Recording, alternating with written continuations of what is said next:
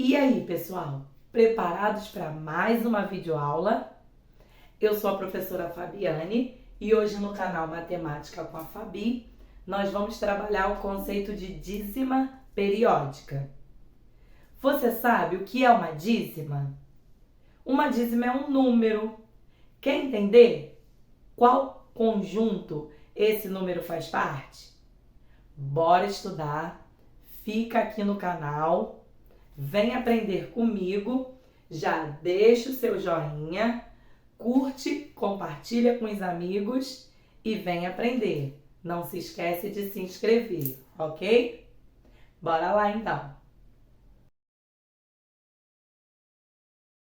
Pessoal, uma dízima periódica é um número, um valor numérico.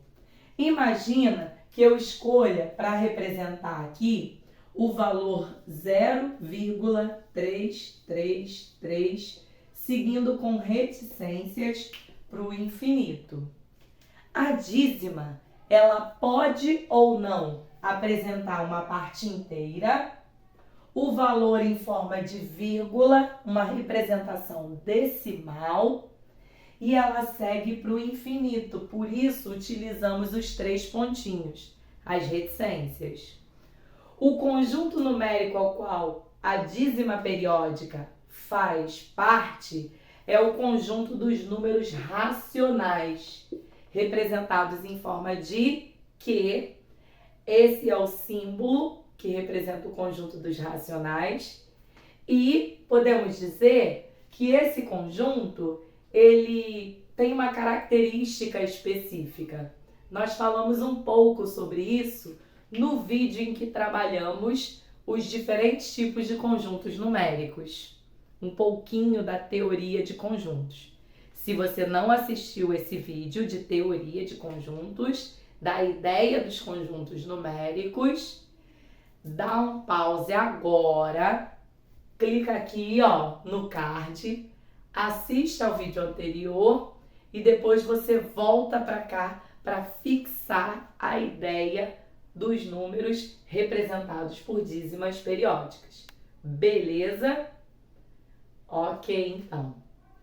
A ideia principal é que o aluno já entenda que os números racionais, eles indicam a ideia de razão, de divisão. Genericamente, a gente pode representar como sendo a fração A sobre B. Falamos que A pode ser qualquer valor dos números inteiros, positivo, zero, negativo, e o B, qualquer valor dos inteiros, mas não pode ser zero. Eu não posso assumir zero no denominador. Quando eu pego um número e divido por um outro, eu digo que a fração vira uma conta de divisão.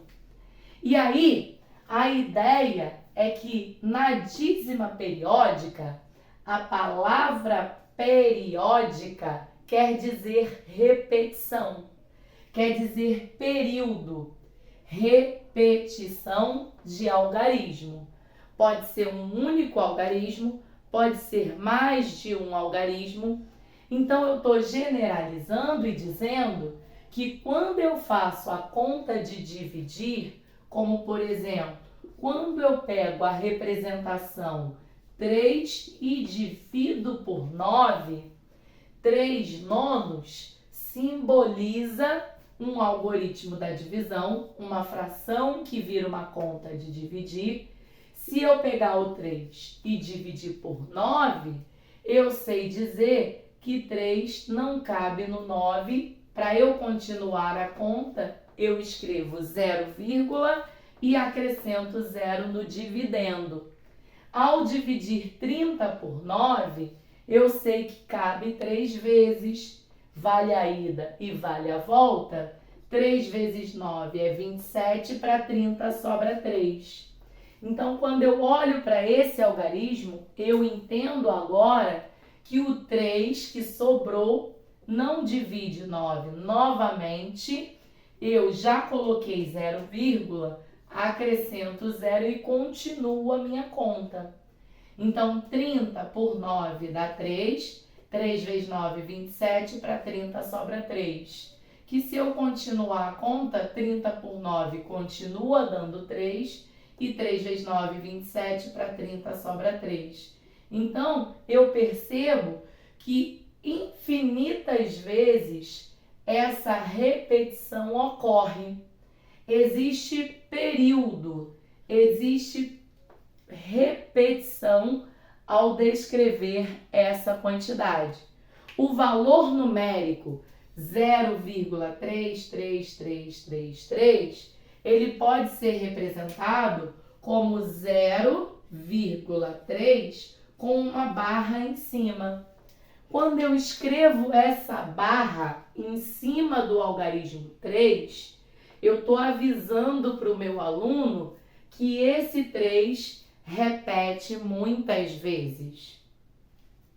Intuitivamente, o aluno, ao olhar a representação decimal, que parece ser um valor exato, por conta dela estar com a barra em cima, ele entende rapidamente que isso significa repetição. Isso representa uma dízima periódica e é o algarismo 3 que fica repetindo infinitas vezes.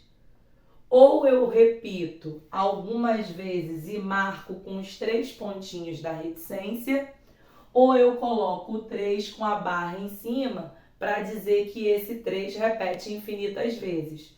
Tanto faz uma ou outra representação, eu estou trabalhando com dízima. Dízima periódica para indicar repetição. A palavra período significa repetição. Assim como uma dízima periódica possui uma fração geratriz, a ideia de que essa fração geratriz gerou uma dízima a partir do conceito de que fração representa razão e razão uma conta de divisão, onde o numerador é o meu dividendo e o denominador é o meu divisor. Ao dividir um valor pelo outro, eu vou encontrar uma representação numérica. Que número é esse? Nesse caso, é o número que representa ninguém na parte inteira, vírgula, o 3 na parte decimal, centesimal, milesimal e assim por diante, infinitamente. Existe uma forma algébrica. O aluno que já aprendeu o conceito de equação, ele pode pensar, eu consigo administrar a ideia de que uma fração geratriz, eu sei que é 3 nonos, um valor de fração x desconhecido, onde x possui numerador e denominador, gera uma dízima do tipo 0,333 para o infinito. Como eu já entendi que eu só tenho apenas um algarismo de repetição, eu posso criar uma maneira de fazer uma manipulação algébrica em relação a x e ao valor numérico que eu estou procurando. Estou querendo encontrar aqui quem é essa fração geratriz. A minha fração dita geratriz é aquela que gerou a minha dízima periódica. Então, se eu já entendi que o valor aqui que repete é o algarismo 3 com apenas um dígito, eu vou pensar em multiplicar dos dois lados por 10. É uma estratégia algébrica. Se eu multiplico por 10 do lado de x, 10 vezes o x vai dar 10 termos de x. E se eu multiplico por 10 do lado da minha dízima, 10 vezes 0,333 faz com que a vírgula ande uma casa. 3,333 para o infinito novamente. Aqui eu vou usar um artifício algébrico de separar o 3 da parte inteira com essa representação decimal, com essa representação de vírgula. Então, se 10x representa 3 inteiros mais 0,333 para o infinito, eu posso dizer que 10x está igualado a esse 3 da parte inteira e mais essa representação decimal, que lá no início eu chamei a representação decimal de x. Então, pensa comigo. Se 10x é igual a 3, mas no lugar do 0,33 para o infinito, eu vou dizer que esse é a representação de x e vou substituir, ó. No lugar dele eu vou chamar de x. Opa! Com essa manipulação, eu enxergo que 10x, se eu colocar letra de um lado da igualdade, que é o conceito de equação, ok? Eu trabalho com letra de um lado e número do outro. Quando atravessa o sinal da igualdade, troca o sinal. Era mais x, ele atravessa menos um termo de x. Isso igualado a 3, logo 9 termos de x vai ser igual a 3.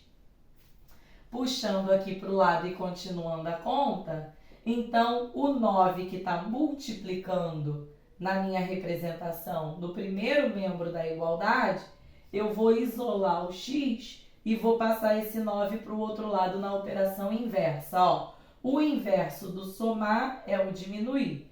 O inverso do multiplicar é o dividir e eu posso representar a divisão em forma de fração. Então, o x que eu estou buscando, desde o início, a minha fração geratriz é o 3/9. É o 3 que, quando divide por 9, cria a dízima periódica 0,33333. E aí eu posso afirmar para o meu aluno que eu posso ter também a dízima 0,222 para o infinito. Ela é a representação do 0,2 com a barra em cima. Eu posso dizer que isso vem da fração geratriz, da fração que gerou a dízima, o próprio 2 dividido por 9. Então, eu uso no denominador da fração tantos 9 quantos forem necessários para dizer o algarismo de repetição. Se eu repetir um algarismo, vai ser 9. Se eu repetir 2 algarismos, 0,26, 26, 26, então eu vou dizer que a representação 0,26 com a barra em cima, ela tem 2 algarismos para repetir. Logo, ela é a divisão do próprio 26 dividido por 9. 2 dígitos na representação, 2 noves no denominador. Se houver 3 dígitos de repetição, 0,358, 358, então eu entendo que eu posso simplificar essa representação, que foi para o infinito, como sendo 0,358 com a barra em cima dos 3 dígitos, dos 3 algarismos, do 3, do 5 e do 8, e que ela é a dízima periódica que vem da fração geratriz, o próprio 358 dividido por 999. Então, você consegue perceber que toda vez que eu tenho um dígito de repetição, eu coloco um 9 no denominador. Toda vez que eu coloco 2 algarismos, dígitos de repetição, eu coloco 2 9 no denominador e assim sucessivamente. O valor, por exemplo, 0,3232 ao infinito, quando eu quero representar, né? Substituir a reticência, eu coloco a barra em cima, 0,32 são 2 algarismos de repetição, com a barra em cima para dizer que eles repetem, repetem, repetem.